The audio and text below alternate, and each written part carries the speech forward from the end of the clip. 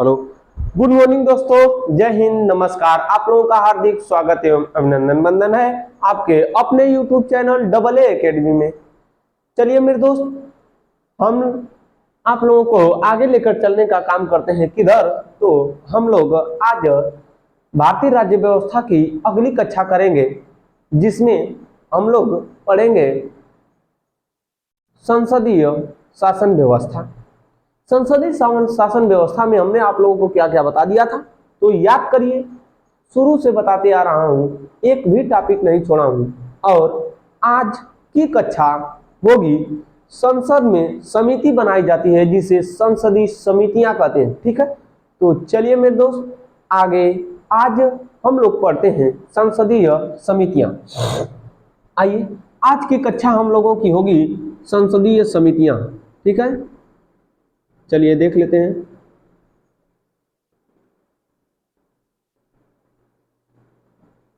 संसदीय समितियां, संसदीय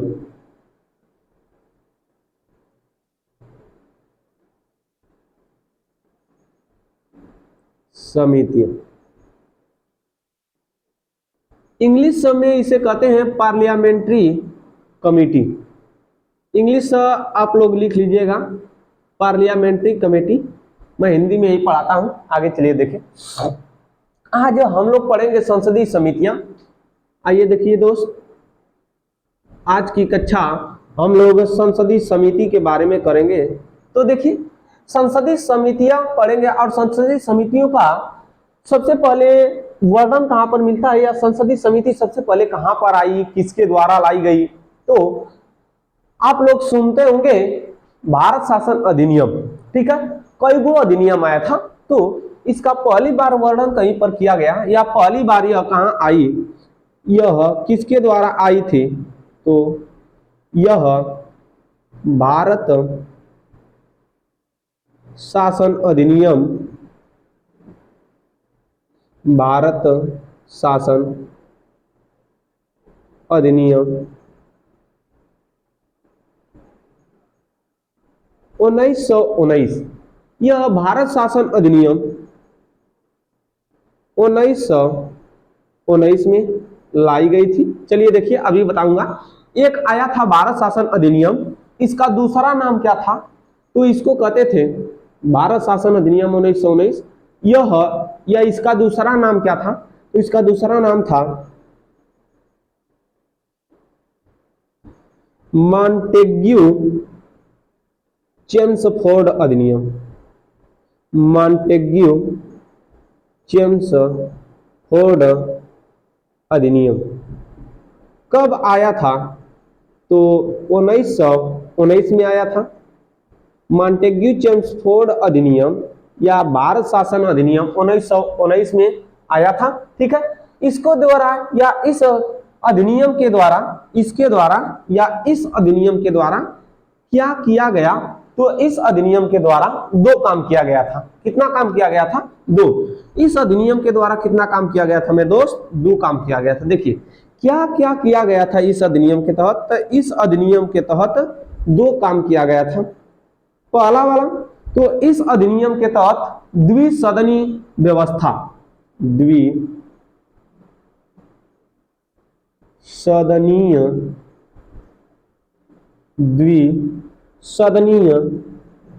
व्यवस्था लाई गई थी, तथा इसी अधिनियम के द्वारा संसदीय समितियां आई। इसी के द्वारा संसदीय समितियां अस्तित्व में आई। ठीक है, आइए देखिए, इसी अधिनियम के द्वारा संसदीय समितियां अस्तित्व में क्या करती हैं? आती हैं। तो अब जान गए कि संसदीय समितियों को लाने का काम किसी ने किया था, तो मॉन्टेग्यू चेम्सफोर्ड ने किया था। ठीक है, मॉन्टेग्यू चेम्सफोर्ड नामक एक अंग्रेज था, उसी ने लाया था भारत शासन अधिनियम 1919। अपने नाम पर उसका नाम रखा था मॉन्टेग्यू चेम्सफोर्ड अधिनियम। मॉन्टेग्यू चेम्सफोर्ड अधिनियम के तहत हमने बताया है कि किसको लाया गया, तो दो काम किया गया था। पहला वाला द्विसदनी व्यवस्था भी लाई गई थी, संसदीय शासन प्रणाली भी लाई गई थी। ठीक है, तो द्विसदनी व्यवस्था को याद करिए, हमने पहले ही पढ़ा दिया है, राज्यसभा और लोकसभा, वही है द्विसदनी व्यवस्था। अब आगे पढ़ेंगे संसदीय समितियां। तो आज की कक्षा जो होने वाली है मेरी पूरी कक्षा, आज की पूरी कक्षा किस पर होगी, तो संसदीय समिति पर होगी। किस पर होगी, संसदीय समितियों पर होगी। आइए चलिए मेरे दोस्त, तो हमने पहले से ही आपको टॉपिक दे दिया है, कौन सा, संसदीय समितियां। हो गया, आइए देखिए जल्दी से, इसको इसके साथ लेना है तो ले लीजिए, नहीं तो इसको मिटाऊंगा फिर आगे बढ़ूंगा। चलिए जल्दी से देखिए, संसदीय समिति बनाने का उद्देश्य क्या होता है। ठीक है, लेकिन इससे पहले आप लोग जान लीजिए, इसको जल्दी से करिए, हम मिटाते हैं। आइए, लेकिन संसदीय समिति का उद्देश्य तो बताएंगे आगे, पहले देखिए इसका वर्णन कहां पर मिलता है, भारतीय राज्य व्यवस्था में, भारत के संविधान में कहां पर मिलता है, तो इसका वर्णन मिलता है अनुच्छेद 118 में। अनुच्छेद 118 में किसका वर्णन मिलता है, तो संसदीय समितियों का वर्णन मिलता है। ठीक है, चलिए आइए देखिए इसको भी, इसका उद्देश्य क्या है, तो सुनिए मेरे दोस्त, संसद में या भारत में, सीधा सीधा जानिए कहां पर, भारत में बहुत काम है मेरे दोस्त, बहुत काम है। आइए देखिए, संसद में या भारत सरकार के ऊपर बहुत जिम्मेदारी है। ठीक है, तो भारत सरकार तो काम को कर नहीं सकती है, इस कारण संसद पर सौंपती है, और संसद भी नहीं कर पाती है तो संसद भी उस कामों को करने के लिए, इस काम को क्या करने के लिए किसके ऊपर जिम्मेदारी छोड़ती है, तो इस काम को करने के लिए कहती है कि ग्रुप बना लीजिए, यानी समूह बना लीजिए। किसका, सांसद का। देखिए संसद में कौन रहता है, तो पहली बात देखिए, संसद में रहता कौन है, तो संसद में रहते हैं सांसद। संसद में कौन रहता है, सांसद। इन्हीं सांसदों का ग्रुप बन जाता है, इन्हीं सांसदों का क्या बन जाता है, समूह बन जाता है। क्या बनता है, समूह, और उसे ही समिति के नाम से जानते हैं। किसके नाम से जानते हैं, समिति, और उसी को कहते हैं संसदीय समितियां। संसद अकेला कर थोड़े पाएगी, जब अकेले नहीं कर पाती है तो काम क्या करती है, सांसदों के समूह को क्या करती है, अलग अलग बांट देती है, जिसे संसदीय समितियों के नाम से जाना जाता है। ठीक है, इनका उद्देश्य क्या होता है, तो कार्य को सरल करना या कार्य को आसान बनाना। ठीक है, भारत सरकार के कार्य को सरल करना या भारत सरकार के कार्य को आसान बनाना। ठीक है, अब देखिए जब यह ग्रुप में बढ़ जाएंगे, यानी समूह में बढ़ जाती हैं, तो यह समूह में इनको काम बांट दिया जाता है। जैसे मान लीजिए किसी विद्यालय में 100 बच्चे हैं, किसी विद्यालय में कितने बच्चे, 100 बच्चे। इन 100 बच्चों में से अब हमने कह दिया कि 20-20 लड़कों का ग्रुप बन गया, यानी 5 ग्रुप बना, और 1 group, 2 group, 3 group, 4 group, 5 group. ठीक है, अब हमने कह दिया कि ग्रुप नंबर 1 को स्कूल की सफाई करना है, ग्रुप नंबर 2 को कह दिया कि स्कूल में क्या करना है, पानी से उसको धोना है, ग्रुप नंबर 3 को इसी तरह कुछ काम दे दिए, ग्रुप नंबर 4 को कुछ काम दे दिए, ग्रुप नंबर 5 को। तो उसी प्रकार से जो संसदीय समितियां बनती हैं, ग्रुप वाइज बनती हैं, उनको भी क्या कर दिया जाता है, समूह में काम बांट दिया जाता है। तो चलिए देखते हैं, हो गया। संसदीय समिति किसके द्वारा लाई गई थी, मॉन्टेग्यू चेम्सफोर्ड अधिनियम 1919 के द्वारा लाई गई थी, या दूसरी भाषा में कहें तो भारत शासन अधिनियम 1919 के द्वारा लाई गई थी। भारत शासन अधिनियम 1919 के द्वारा 2 व्यवस्था लाई गई थी, पहला वाला द्विसदनी व्यवस्था, दूसरा वाला संसदीय समितियां लाई गई थी। ठीक है, फिर इसके बाद हमने आप लोगों को बताया है कि इसका वर्णन किस अनुच्छेद में मिलता है, तो इसका वर्णन मिलता है अनुच्छेद नंबर 118 में। ठीक है, इसका वर्णन कहां पर मिलता है, इसका वर्णन मिलता है अनुच्छेद नंबर 118 में।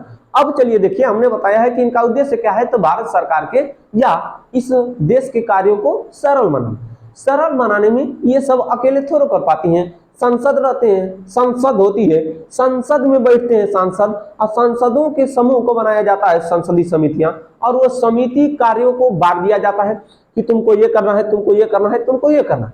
तो संसद में जो समिति बनाई जाती है तो उसे कहते हैं संसदीय समितियां। और संसदीय समितियां कितने प्रकार की होती हैं, तो संसदीय समितियां देखिए, जो संसदीय समितियां होती हैं मुख्य रूप से 2 प्रकार की होती हैं। कितने प्रकार की होती हैं, 2 प्रकार की। ये देखिए संसदीय समितियां कितने प्रकार की होती हैं, दो प्रकार की होती है। पहला वाला देखिए, पहला वाला अस्थाई,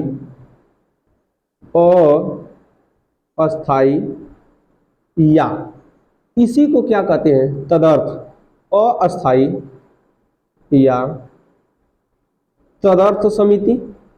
दूसरा वाला क्या होगी, तो अस्थाई समिति। दूसरा वाला अस्थाई समिति। पहला वाला देखें, संसदीय समिति कितने प्रकार की बनती है, दो प्रकार। पहला वाला अस्थाई समिति, दूसरा वाला अस्थाई समिति, ठीक है। और अस्थाई या तदर्थ समिति, दूसरा वाला हो जाएगा अस्थाई समिति। आइए देखिए, दोनों को पहले देखते हैं, फिर इसके बाद हम इनका वर्णन करेंगे। देखिए, ऐसी समिति जो किसी विशेष कार्य के लिए बनाई जाती है, ठीक है। ऐसी समिति जो किसी विशेष कार्य के लिए बनाई जाती है, इसका कार्यकाल निश्चित नहीं होता है, उसे अस्थायी समिति कहते हैं। कार्य को पूरा करने के बाद इसको भंग कर दिया जाता है या इसको समाप्त कर दिया जाता है, उसे अस्थायी समिति। ऐसी समिति जो कुछ समय के लिए अस्थायी बनाई जाती है, इसका कार्यकाल भी होता है सीमित समय के लिए, ठीक है। इसका प्रत्येक वर्ष गठन किया जाता है, उसे क्या कहते हैं, अस्थायी समिति। देखिए, इसका कार्यकाल, इसका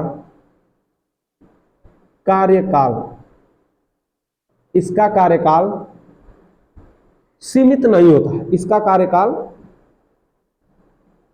सीमित नहीं होता है। आगे देखिए, अगला वाला, कार्य समाप्त होने पर इसे भंग कर दिया जाता है, इसे भंग कर दिया जाता है। आगे देखिए, कार्य समाप्त होने पर इसे भंग कर दिया जाता है। अगला देखिए, इसका कार्यकाल सीमित नहीं होता है। देखिए, इसका कार्यकाल कितना होता है, इसका कार्यकाल कितना होता है, तो इसका कार्यकाल 1 वर्ष का होता है, अर्थात सीमित होता है। इसका कार्यकाल 1 वर्ष का होता है, अर्थात सीमित होता है। हो गया। आगे चलिए देखिए, यह कार्य समाप्त होने पर भंग होता है, ठीक है, लेकिन यह प्रत्येक वर्ष गठित होती है, यह प्रत्येक वर्ष गठित की जाती है, गठित की जाती है। यह प्रत्येक वर्ष बनाई जाती है या गठित की जाती है। आगे देखिए, ऐसी समिति जिसका कार्यकाल अस्थायी होता है उसे अस्थायी समिति, ऐसी समिति जिसका कार्यकाल अस्थायी नहीं होता है उसे अस्थायी समिति। जिसका कार्यकाल अस्थायी समिति, जिसका कार्यकाल अस्थायी है, अस्थायी समिति या तदर्थ समिति। अस्थायी समिति का कार्यकाल 1 वर्ष अर्थात सीमित, अस्थायी समिति अस्थायी समिति का कार्यकाल सीमित नहीं, ठीक है। आगे देखिए, कार्य समाप्त होने पर इसे क्या कर दिया जाता है, भंग कर दिया जाता है। क्या कर दिया जाता है, भंग कर दिया जाता है। आइए अगला आगे देखते हैं, और इसमें कुछ टॉपिक छूटा है तो उसको भी देखेंगे। चलिए मेरे दोस्त, चिंता मत करिए, आगे देख लेते हैं।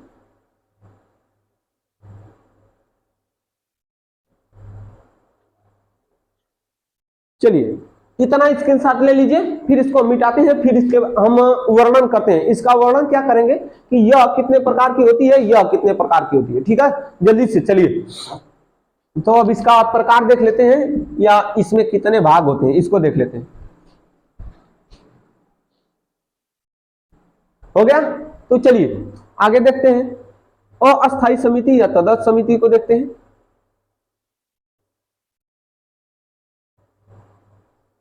हो गया, तो अस्थायी समिति को देखते हैं, फिर इसको देखेंगे। अस्थायी समिति में आपको देखना है पहला वाला प्रवर समिति। पहला वाला क्या देखेंगे मेरे दोस्त, प्रवर समिति। पहला वाला अस्थायी में देखना है प्रवर समिति। दूसरा वाला क्या देखना है, तो संसदीय समिति। दूसरा वाला क्या देखेंगे, संसदीय समिति। इसी का और एक नाम है, जल्दी से चलिए देखिए उसका, इसका और एक का नाम है, तो इसका विशिष्ट मामले के लिए या विशिष्ट मामले की जांच के लिए बनाई जाती है, इस कारण इसे विशिष्ट समिति भी कहते हैं। विशिष्ट मामले की जांच के लिए बनाई जाती है, इस कारण इसे विशिष्ट समिति भी कहते हैं। आइए चलिए देखिए, हो गया। चलिए जल्दी से देखिए, अस्थायी समिति में कितना पढ़ना है? दो। पहला वाला प्रवर समिति, दूसरा वाला संसदीय समिति। पहला वाला हम लोग पढ़ेंगे प्रवर समिति और दूसरा वाला पढ़ेंगे प्रवर समिति। पहला वाला प्रवर, दूसरा वाला संसदीय समिति। अब इस वाले में चलते हैं। अस्थायी को देख लिए, अस्थायी को देखते हैं। चलिए देखिए, पहला वाला में क्या पढ़ेंगे, दूसरा वाला में क्या पढ़ेंगे, तीसरा वाला में क्या पढ़ेंगे, चौथा वाला में क्या पढ़ेंगे, तो इसको भी देखते हैं। तो पहला वाला में हमको बहुत आसान आसान है, इसमें नाम भी अच्छा अच्छा है, याद भी हो जाएगा। पहला वाला देखते हैं। तो पहला वाला आपको मिलेगा वित्तीय समिति। पहला वाला क्या मिलेगा? वित्तीय समिति। पहला वाला मिलेगा वित्तीय समिति। दूसरा वाला मिलेगा विभागीय समिति। दूसरा वाला विभागीय समिति। पहला वाला मिलेगा वित्तीय समिति, दूसरा वाला मिलेगा विभागीय समिति, फिर अगला वाला आपको जो मिलेगा उसको भी देख लेते हैं। चलिए, कोई चिंता नहीं है, जल्दी से आप लोग भी लिखते रहिए, साथ में लिखते रहिए, हम भी चल लिख लेते हैं। ठीक है, जल्दी करिए। वित्तीय समिति, विभागीय समिति। तीसरा वाला जांच समिति। तीसरा वाला क्या पढ़ेंगे? जांच समिति। जांच समिति। अगला वाला हो गया, जल्दी से। फिर इसके बाद मिलेगा सदन की समिति। सदन की समिति। अगला वाला क्या मिलेगा? तो सदन की समिति हो गया। सेवा समिति। फिर इसके बाद क्या मिलेगा? सेवा समिति। पढ़ना तो बहुत है मेरे दोस्त, लेकिन मैं आप लोगों को यहीं पर रोकता हूं, क्योंकि बहुत ज्यादा पढ़कर क्या करेंगे। इसके बाद हम ये बात नहीं कर रहे हैं, हम पढ़ाने के लिए पढ़ा सकते हैं, लेकिन जब आपका लेवल बढ़ जाएगा तो मैं उच्च लेवल के लिए, जैसे आपको यदि स्टेट लेवल का एग्जाम देना होगा, ठीक है, तो मैं पढ़ाऊंगा आगे। लोक सेवा का कभी एग्जाम देना होगा तो मैं पढ़ाऊंगा, चिंता मत करिए। लेकिन यह जो बढ़ा दिए, पुलिस, खलासी, चपरासी, दरोगा के लिए बहुत है, इफरात है इतना। अभी इसमें इसको तोड़ के बताएंगे, इसको बताएंगे, इनको भी बताएंगे, एक एक करके पढ़ाएंगे। तो चलिए मेरे दोस्त देखिए, संसदीय समितियां मेरा टॉपिक रहा है आज का। आज का हमारा टॉपिक क्या था? संसदीय समिति। कोई दिक्कत? संसदीय समितियों में हमने बताया कि संसदीय समिति दो प्रकार, पहला वाला अस्थायी या तदर्थ, दूसरा वाला अस्थायी। अस्थायी समिति में पहला वाला दिखाएं आप लोगों को प्रवर समिति, दूसरा वाला संसदीय समिति या विशिष्ट समिति। फिर इसके बाद हमने बताया अस्थायी समिति में, अस्थायी समिति के अंतर्गत वित्तीय समिति, विभागीय समिति, जांच समिति, सदन की समिति, सेवा समिति। ठीक है, तो आइए देखिए, अब मैं आप लोगों से कह रहा हूं कि इस वाले को बाद में पढ़ेंगे, इधर वाले को बाद में पढ़ेंगे। ठीक है, इधर वाले को निपटाने का काम करते हैं। ठीक है, तो चलिए आगे जल्दी से इसका स्क्रीनशॉट लेना हो तो ले लीजिए, मैं या तो लिखना है तो लिख लीजिए, मैं इसको मिटाता हूं। अब अस्थायी या तदर्थ समिति को अपना मुख्य पॉइंट बनाकर इसको आगे बढ़ने का या आगे पढ़ने का काम करते हैं। चलिए जल्दी से स्क्रीनशॉट ले लीजिए, या लिखने का काम है तो लिख लीजिए, आगे बढ़ते हैं।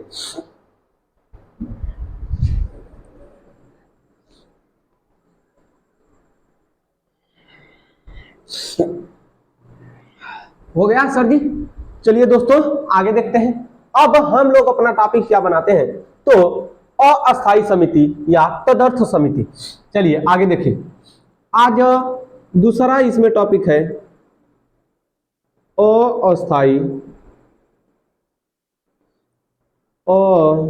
अस्थायी समिति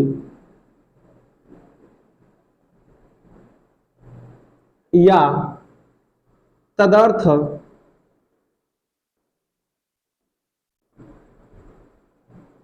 समिति। अस्थायी समिति या तदर्थ समिति। ठीक है, अब अस्थाई समिति या तदर्थ समिति को कितने भाग में हमने बांटकर आपको पढ़ाया या बताया? तो 2 भाग में। कितने भाग में भैया? 2। आइए देखिए, इसमें अच्छे से पढ़ेंगे, कोई हड़बड़ी नहीं है। पहला वाला हमने आप लोगों को बताया प्रवर समिति। पहला वाला क्या बताया? प्रवर समिति। दूसरा वाला हमने आप लोगों को बताया विशिष्ट मामले की समिति या संसदीय समिति। इसी को कहते हैं विशिष्ट मामले की समिति, मामले के जांच की समिति। ठीक है, जांच की समिति हो गया दोस्त। आइए अब देखिए, यह जो प्रवर समिति है, यह जो प्रवर समिति है, यह भी 2 प्रकार की हो जाएगी, और यह जो संसदीय समिति है यह भी 2 प्रकार की हो जाएगी। कैसे? तो समझने का प्रयास करिएगा। देखिए, कुछ नहीं है प्रवर समिति और कुछ नहीं है संसदीय समिति। कोई दिक्कत? तो चलिए देखिए जल्दी से इसको देखने का प्रयास करिए, साथ में लिखते रहिए, देख रहा हूं मैं। ठीक है, चलिए आइए दोस्त देखते हैं हम लोग कहां तक पहुंच चुके थे। तो प्रवर समिति और संसदीय समिति, इसी को क्या कहते हैं? विशिष्ट मामले के जांच के लिए बनाई जाती है, इस कारण इसे विशिष्ट मामले की जांच समिति। ठीक है, आइए देखिए अस्थायी समिति क्या होती है या तदर्थ समिति क्या होती है। तो इसको बता दिए कि यह किसी भी मामले की जांच के लिए बनाई जाती है कुछ समय के लिए, जब काम वह मामला समाप्त हो जाता है तो अस्थायी समिति या यह समिति जो होती है इसे क्या कर दिया जाता है? भंग कर दिया जाता है, इस कारण इसे अस्थायी समिति कहते हैं। ठीक है, प्रवर समिति हमने बताया था जब किसी मामले पर, कैसा मामला? विधेयक का मामला होगा। कैसा मामला होगा? विधेयक। तो चलिए देखिए, जब किसी विधेयक में बहुत ज्यादा विवाद हो जाता है। ठीक है, सुनिए, जब किसी विधेयक में बहुत ज्यादा विवाद हो जाता है तो उस समय उस विधेयक पर चर्चा करने के लिए अध्यक्ष, कौन? उस विधेयक पर चर्चा करने के लिए अध्यक्ष इस समिति का निर्माण करता है। देखिए, जब किसी विधेयक पर बहुत ज्यादा विवाद हो जाता है तो उस विधेयक पर चर्चा करने के लिए और उसको सुलझाने के लिए, क्या करने के लिए? सुलझाने के लिए अध्यक्ष किस समिति का निर्माण करता है? तो अध्यक्ष महोदय प्रवर समिति का निर्माण करते हैं। ठीक है, जब किसी विधेयक पर बहुत ज्यादा विवाद हो जाता है तो उसे सुलझाने के लिए अध्यक्ष महोदय किस समिति का निर्माण करते हैं या गठन करते हैं? तो प्रवर समिति का गठन करते हैं। ठीक है, आइए देखिए, प्रवर समिति भी 2 प्रकार की होगी। देखिए, एकल प्रवर समिति और दूसरा संयुक्त प्रवर समिति। ठीक है, आइए देखिए, एकल प्रवर समिति, दूसरा वाला संयुक्त प्रवर समिति। देखिए, पहला वाला या तो डायरेक्ट लिख लेते हैं प्रवर, दूसरा वाला संयुक्त प्रवर। ठीक है, पहला वाला बनेगी प्रवर समिति, दूसरा वाला संयुक्त प्रवर समिति। पहला वाला प्रवर समिति, दूसरा वाला संयुक्त प्रवर समिति। पहला वाला मिला प्रवर समिति, दूसरा वाला संयुक्त प्रवर समिति। आइए समझिए, प्रवर समिति हमने बता दिया। प्रवर समिति यह दोनों सदन में से किसी भी सदन की हो सकती है, या तो लोकसभा की हो सकती है या तो राज्यसभा की हो सकती है। ठीक है, आइए देखिए, बता दिए कि प्रवर समिति क्यों बनाई जाती है। ठीक है, दोनों समिति का काम हुआ होता है। ठीक है, जब किसी विधेयक पर बहुत ज्यादा विवाद हो जाता है तो उस विवाद को सुलझाने के लिए, जब किसी विधेयक पर बहुत ज्यादा विवाद हो जाता है तो उस विवाद को सुलझाने के लिए अध्यक्ष, कौन? अध्यक्ष। आइए देखिए, इसका गठन कौन करता है? अध्यक्ष करता है। ठीक है, जब किसी विधेयक पर बहुत ज्यादा विवाद हो जाता है तो उस विवाद को सुलझाने के लिए प्रवर समिति का गठन किया जाता है। प्रवर समिति 2 प्रकार की, पहला वाला प्रवर, दूसरा वाला संयुक्त प्रवर। पहला वाला प्रवर और दूसरा वाला क्या बनेगा?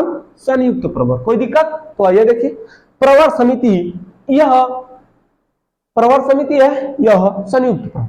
संयुक्त प्रवर में सोचिए, अब हम आपको बताना चाहते हैं कि हमारे पास सदन कितना है, 2। सदन कितना है, 2। पहला वाला लोकसभा की, दूसरा वाला राज्यसभा की। पहला बात समझिए, समझिए कि कोई भी विधेयक लोकसभा में भी पेश किया जा सकता है और राज्यसभा में, दोनों में किया जा सकता है। ऐसा कभी हो जाए कि लोकसभा में भैया विवाद हो जाए, लोकसभा में विवाद हो जाए, ऐसा कभी हो जाए कि राज्यसभा में विवाद हो जाए, ठीक है। तो जब लोकसभा में विवाद हो जाएगा तो लोकसभा का अध्यक्ष इस समिति का गठन करेगा, तब लोकसभा की प्रवर समिति, जब राज्यसभा में हो जाएगा तब राज्यसभा की प्रवर समिति, ठीक है। तो जब प्रवर समिति रहती है, इसमें सदस्यों की संख्या कितनी होती है, इसको देखते हैं। आइए देखिए, इसमें सदस्य की संख्या कितनी होती है, इसमें प्रवर समिति में सदस्य की संख्या कितनी होती है, 30। सदस्य की संख्या 30।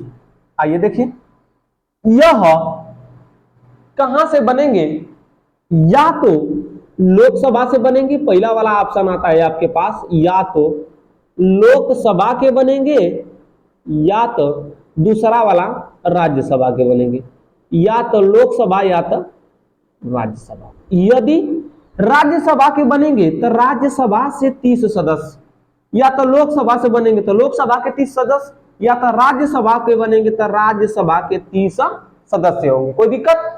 आइए जल्दी से इसको समझ लिए हैं तो जल्दी करिए, इसको मिटाने का काम करेंगे हम। आगे चलते हैं, देखिए हो गया। चलिए आगे चलते हैं मेरे दोस्त, किधर चलेंगे, तो अभी संयुक्त प्रवर में चलते हैं। आइए,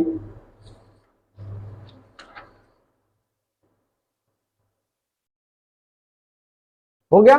चलिए देखिए, हमने बताया कि प्रवर समिति को कौन अध्यक्ष गठित करता है, कौन गठित करता है, अध्यक्ष। 2 प्रकार की होती है, पहला वाला प्रवर समिति, दूसरा वाला संयुक्त प्रवर। प्रवर समिति का मतलब या तो यह लोकसभा की हो सकती है या तो यह राज्यसभा की हो सकती है। हो गया। अब देखिए, इसमें सदस्य की संख्या कितनी होगी, 30। या तो वह 30 लोकसभा के हो सकते हैं या तो वह 30 राज्यसभा के। इसमें कितने सदस्य होंगे, इसमें कितने सदस्य होंगे, तो इसमें सदस्यों की संख्या होगी 45। इसमें सदस्यों की संख्या कितनी होगी, 45। पहला वाला लोकसभा से कितने होंगे, तो 30। राज्यसभा से कितने होंगे, तो राज्यसभा से इसमें आएंगे 15 सदस्य। राज्यसभा से कितने आएंगे, 15। 30 15 देख लीजिए, हो गया 45, ठीक है।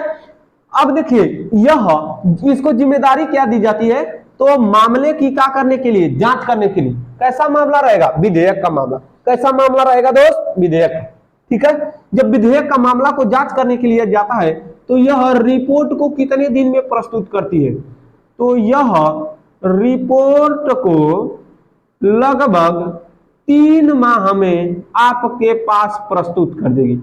3 माह में क्या कर देती है, प्रस्तुत कर देती है। कौन, तो यह प्रवर समिति जिसकी जांच के लिए या जिस विधेयक की आप जांच के लिए इसको लगाते हैं, यह 3 माह में क्या कर देती है, प्रस्तुत कर देती है। 3 माह में, कितने माह में, 3 माह में। चलिए आइए दोस्त देख लीजिए, यह समझ में आ गया ना। तो अब हम इसको मिटाने का काम करेंगे। अब आगे बढ़ेंगे किधर, तो संसदीय समिति की तरफ, या विशिष्ट मामले के जांच के लिए जो समिति बनाई जाती है उसकी तरफ बढ़ेंगे, ठीक है। जल्दी से इसको स्क्रीनशॉट ले लीजिए दोस्त, इसको मिटा रहे हैं, फिर आगे चलेंगे। चलिए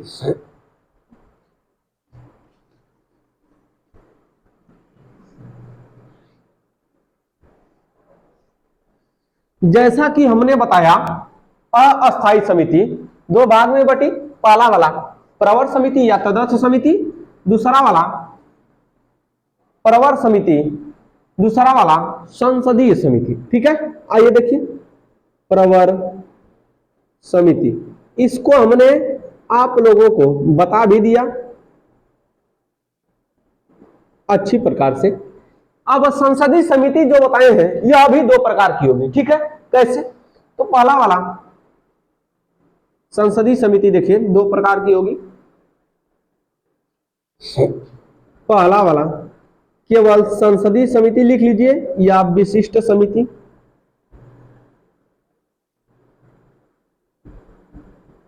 हो गया। दूसरा वाला संयुक्त संसदीय समिति, दूसरा वाला मिलेगा संयुक्त संसदीय समिति। संयुक्त संसदीय समिति, देखिए जिस प्रकार से प्रवर समिति को हमने समझा उसी प्रकार से इसमें कितने सदस्य होते हैं, तो पहले समझिए बनाई क्यों जाती है, इसको देखिए यह बनाई क्यों जाती है। तो देखिए इस समिति का काम क्या होता है, इस संसदीय समिति का, यह विशिष्ट मामले की जांच की समिति का काम क्या होता है, तो सीधा सीधा बात जानिए, यह घोटाला का जांच करती है। किसका जांच करती है? घोटाला का जांच करती है। यह किसका जांच करती है? तो यह घोटाला का जांच करती है। जितना खा के बैठे रहेंगे नेतवा सब, उनका जांच करेगी। ठीक है, किसका जांच करती है? घोटाला की जांच करती है। आइए समझिए, संसदीय समिति भी दो प्रकार की होगी, लोकसभा की और राज्यसभा की। तो इसमें कितने सदस्य होते हैं? सदस्य को देखिए, इसमें सदस्य कितने होते हैं? तो इसमें 30 सदस्य होते हैं। कितने सदस्य? 30। जब यह लोकसभा की संसदीय समिति होगी तो लोकसभा के द्वारा 30 सदस्य, लोकसभा के द्वारा 30 सदस्य। और जब राज्यसभा की संसदीय समिति होगी तब मेरे दोस्त राज्यसभा के द्वारा कितने सदस्य रहेंगे? तो राज्यसभा के द्वारा कितने सदस्य? 30 सदस्य। लेकिन जब संयुक्त संसदीय समिति बनाई जाएगी तो यह भी घोटाला का जांच करेगी, लेकिन इसमें कितने सदस्य रहेंगे? तो इसमें सदस्य की संख्या हो जाएगी 45। इसमें सदस्य की संख्या कितनी हो जाएगी? 45। जैसे कैसे? तो लोकसभा से अब इसमें कितने आएंगे? देखिए लोकसभा से यहां पर कितने आएंगे? तो लोकसभा से 30 ठो आएंगे। लोकसभा से कितने आएंगे? 30 ठो। और राज्यसभा से कितने आएंगे? तो राज्यसभा से आएंगे 15 ठो। राज्यसभा से कितने आएंगे? 15। देख लीजिए, समझिए जिस प्रकार से प्रवर समिति को दो भाग में बांटा गया, प्रवर समिति में एकल प्रवर और दूसरा वाला संसदीय प्रवर, संसदीय समिति को भी और संयुक्त प्रवर, संसदीय समिति को दो भाग में बांटा गया, एकल संसदीय समिति, दूसरा वाला संयुक्त संसदीय समिति। अर्थात जब संसद में दो सदन होते हैं, लोकसभा और राज्यसभा, लोकसभा अलग चाहे कि हम अलग अपनी संसदीय समिति बनाएंगे तो बना सकती है, 30 सदस्य केवल संसद के लोकसभा से रहेंगे।